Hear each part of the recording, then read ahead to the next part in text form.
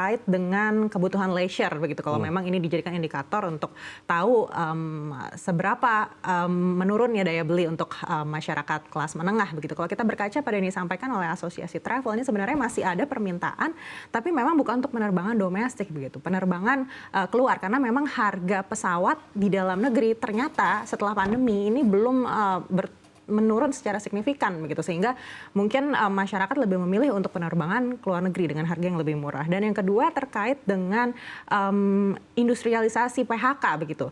Dan apakah memang masyarakat kelas menengah ini sebenarnya masih belum pulih daya belinya, atau kelas menengah yang mana nih yang saat ini harus dibantu? Karena ini sangat menentukan sekali seperti apa pemerintah berikutnya nanti memberikan kebijakan, terutama subsidi gitu, agar tepat sasaran. Siapa yang sebenarnya daya belinya ini saat ini belum pulih?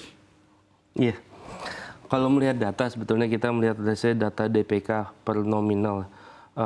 Kalau kita misalnya klaster ketiga hal misalnya yang tabungan rata-rata 1 jutaan sampai itu nanti klaster berikutnya tabungan 10 juta, rata-rata 10 juta dan di atasnya ini bisa up to 500, bisa sampai 32 miliar. Di antara tiga itu yang tabungannya di atas 500 juta itu cenderung meningkat. Sedangkan tabungan ataupun uang yang cash holdingnya sekitar 10 juta dan di bawahnya itu cenderung menurun. Nah, kalau kita misalnya coba gambarkan dalam konteks kelas menengah, sebetulnya kan kelas menengah Indonesia kalau data Susnas 2021 yang saya punya nih itu sekitar 69%, kelas menengah atas 22%. Angka terakhir menengah saja sekitar sekarang 17%. Apakah ini berarti kita menghadapi tren di mana ada peningkatan pengangguran? Kalau dari data kita cek 10 tahun terakhir meningkat tuh hanya sekitar di 2020 sebetulnya. Cenderung menurun dan ada perbaikan positif. Jadi memang kalau secara angka agregat itu membaik. Tapi kita harus pahami juga dari 2018 sampai 2023 ada fenomena baru di mana peningkatan pekerja di informal sektor itu meningkat. Jadi memang definisi pekerja itu dengan adanya solusi digital, dengan adanya ojek online for instance, dengan adanya sekarang dropshipping dari e-commerce dan lain-lain, itu membuka sebetulnya lapangan kerja baru, sebenarnya lapangan kerja baru self employed yang kalau kita lihat ya kalau dari sisi itu this is the pattern that we had. Nah, pertanyaan terbesarnya adalah waktu ada pergeseran dari formal ke informal, apakah itu berarti produktivitasnya meningkat? Itu sebetulnya yang masih belum bisa terjawab. Karena jatuhnya sebetulnya dalam konteks informality kan it gives you rooms gitu. Tapi saya melihat memang di tempat kita ini saya belum melihat pattern di mana orang itu bisa bekerja dalam beberapa ruang kerja itu lebih dari satu. Sebagai contoh, Singapura sama Cina itu normal orang bekerja misalnya 9 to 5, terus setelah jam 5 pasti suka nonton Korea drama kan. Ada yang kerja jadi driver panggilan.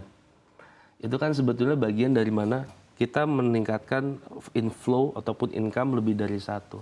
Nah, stickiness di situ yang saya belum lihat sebetulnya bisa didorong di Indonesia.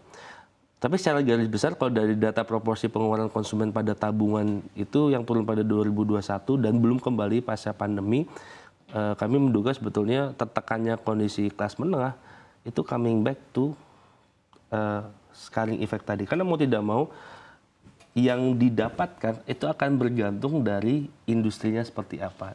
Beberapa industri ini belum recover dan ini yang perlu dicarikan solusinya. Dan memang kalau melihat struktur pekerjaan di tempat kita kan kita lihat aja kontribusi setelah industri olahan yang cukup signifikan itu kan perdagangan.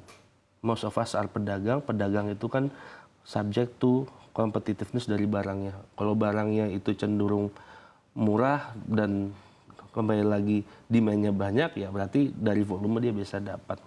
Nah, dalam konteks ini saya melihat sebetulnya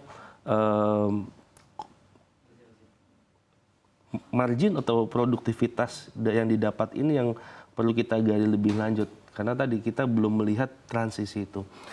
Nah, dalam konteks ini yang saya lihat sebetulnya yang dibutuhkan untuk dilakukan pemerintah, tadi Mbak Anneke sebetulnya udah mengarahkan ke sana.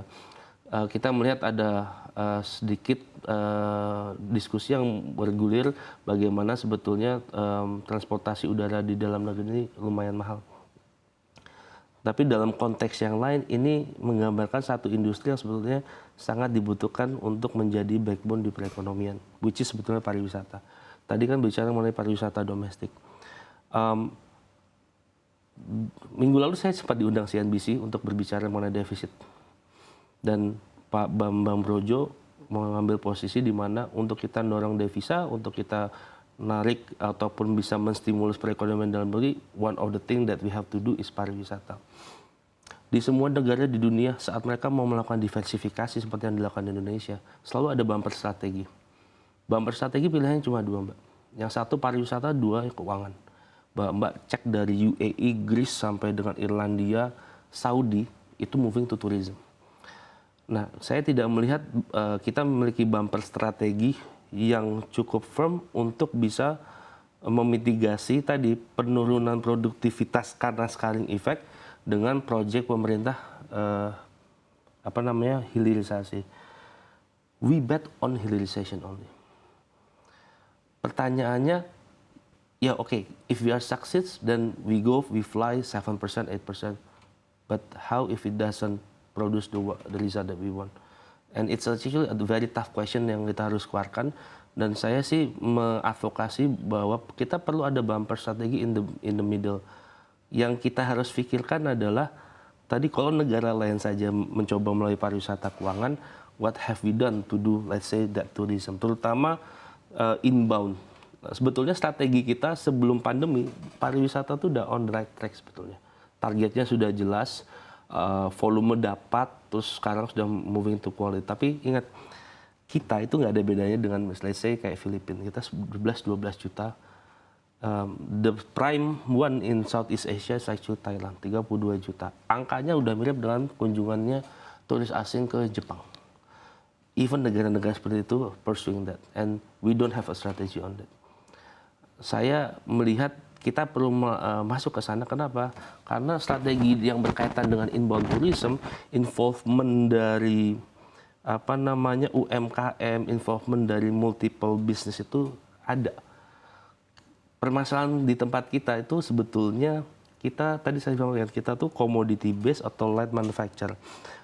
Commodity base iya nilai tambahnya besar, tapi tidak netes ke bawah.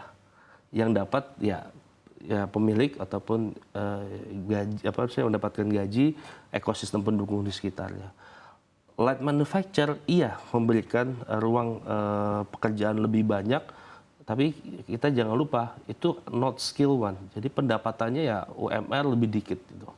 Yang harapannya ke depan kan sebenarnya dengan kita naik ke high tech, kita punya masses jobs dengan pendapatan yang tadi bisa dibilang setara dengan either kalau dulu kan kerja di oil, kerja di accounting firm, kerja di perbankan, baru kita dapat top of mind dan pendapatan tertentu.